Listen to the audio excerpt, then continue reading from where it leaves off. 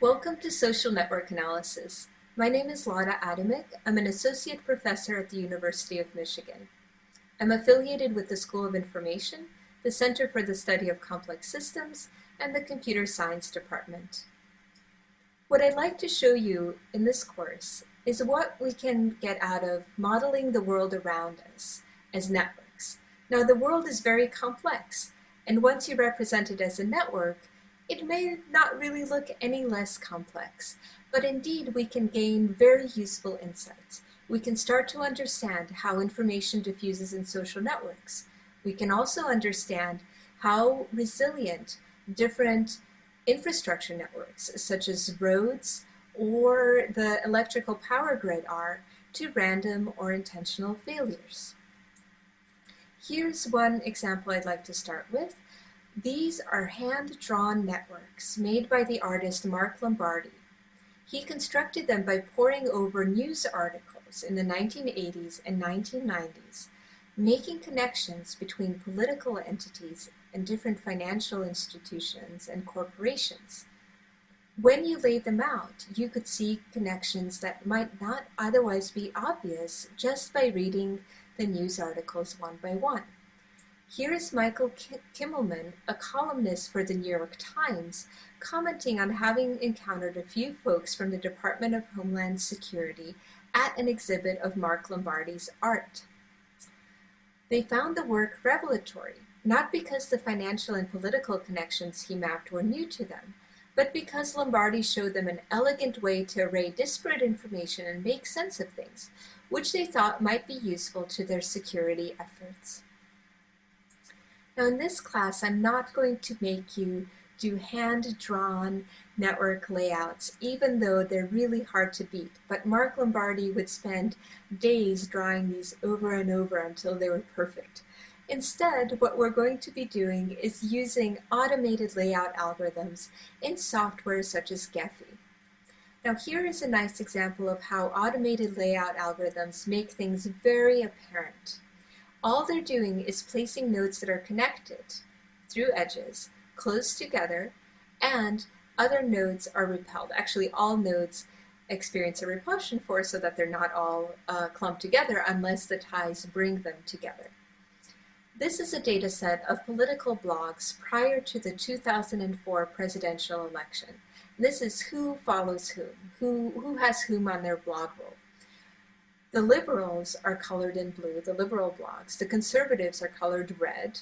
Liberal to liberal ties are blue. Conservative to conservative are red. Liberal to conservative are purple. Conservative to liberal, orangish yellow.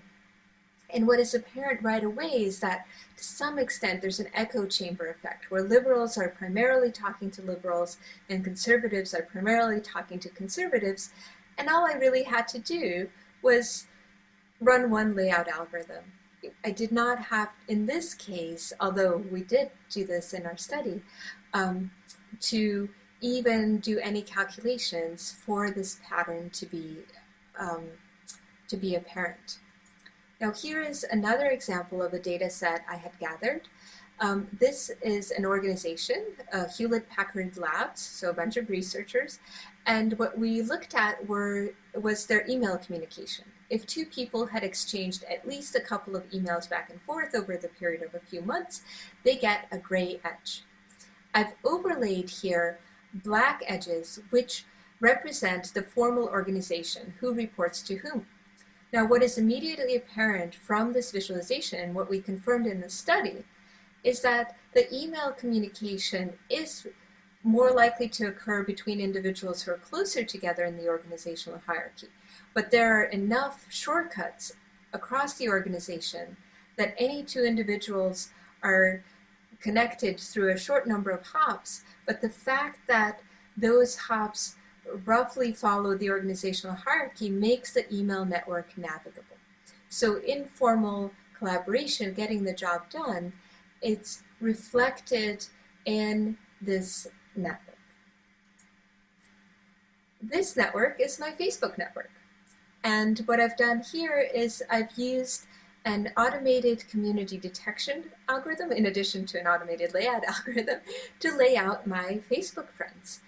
And What the automated community detection algorithm did was it said, oh, there seem to be some people in your network who are tied together, and more so, they're connected more than they are to the rest of your network. And indeed, once you're working with this data, with an anonymized version of this data, you'll see that the different groups roughly correspond to different contexts in which I've met people, from school to work to outside of school and work activities. And this you can just tell without really knowing anything about my life. You can look at my network and understand quite a bit of it. The final network is one of ingredients, recipe ingredients. We analyzed tens of thousands of recipes to figure out which ingredients go well together. And then we made a network. In fact, we made several networks. And in this one, you can see that there are two main communities, one of savory ingredients and one of sweet ingredients. And actually at the very top, there's a smaller community, and you'll play with this data in time, that is the mixed drink community, where you have ingredients such as vodka and lime juice. So what I've shown you so far is that even just visualization can buy you a lot in understanding what the myriad of connections that we know are there can represent, but that might be rather invisible to us until we represent them as this network where they're all connected together. And this is where we're going to get the nice insight.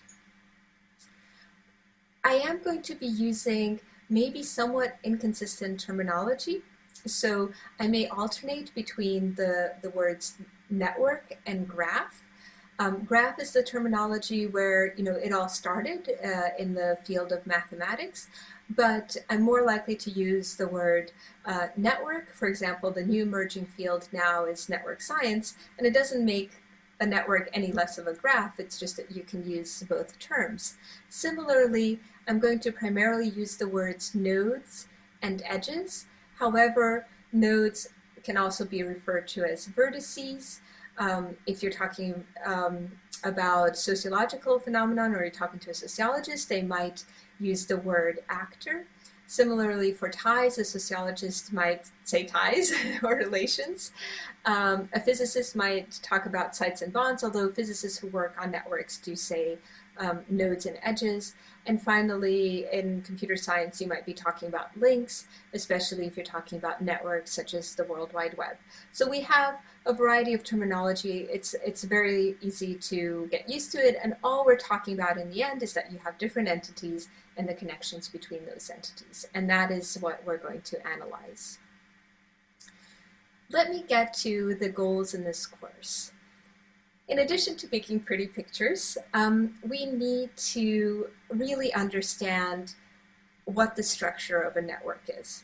So we're going to do some measurement, and in this measurement, we're going to look at whether nodes are connected through the network. We're going to look at how far apart they are in the network. How many hops does it take following these different connections?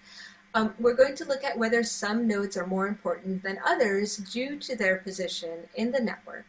And we're going to look at whether there are these communities in the network, that is, sets of nodes that are especially densely connected. We are not going to be satisfied just knowing that there's this structure. We want to know, where does the structure come from? What kinds of processes shape a network? So we're going to start with randomly generated networks, where you're just throwing edges at random and connecting different nodes. Then we're going to look at preferential attachment, where it's a phenomenon of rich get richer. As new edges are added, they're more likely to be added to the nodes that are already popular, in a sense. They already have many other edges.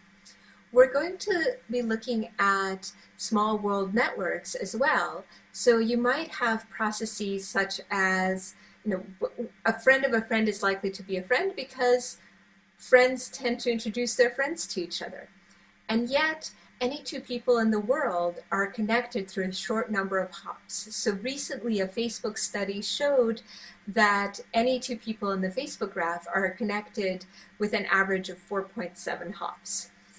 um, we're going to see how certain processes might shape such small world structure. For example, how do small worlds arise out of optimization? For example, airline networks might be optimized to ferry passengers back and forth in a way that is efficient and doesn't cost the airlines much money.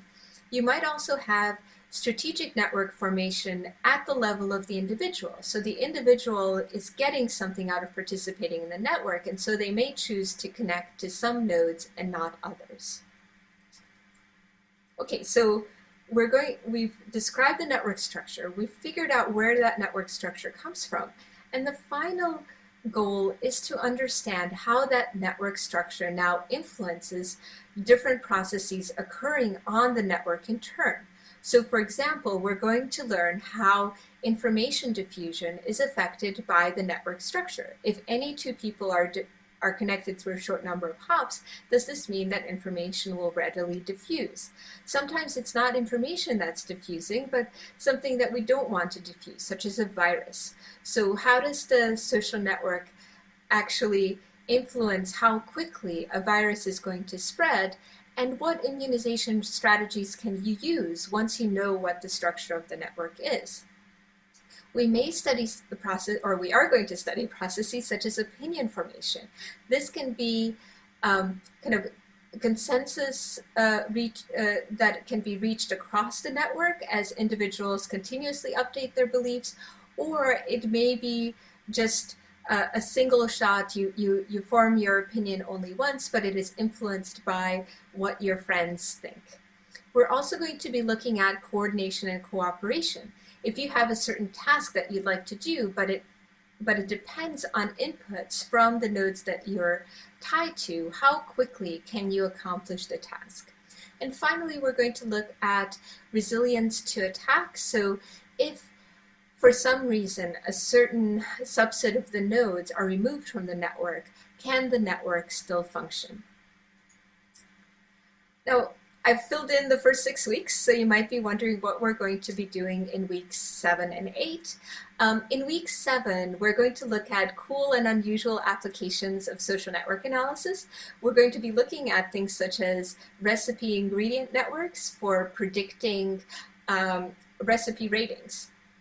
We're going to be looking at the social networks of dolphins, and we're also going to look at economic development. So if you have the network of countries and the products that they produce, can you actually make predictions about which products the countries are going to produce in the future and how rapidly those countries are going to develop economically? In the final week, we're going to look at how social network analysis is used by companies such as Google, Facebook, LinkedIn, Twitter, Couchsurfing to enhance their product offerings. So what kind of social network analysis do they do? What kinds of research have they done? And how has this impacted and benefited the features of the social networks that they enable? So that's the outline of the course. In the next video, I'm going to dive right into it, and we're going to visualize some networks and see what it's all about.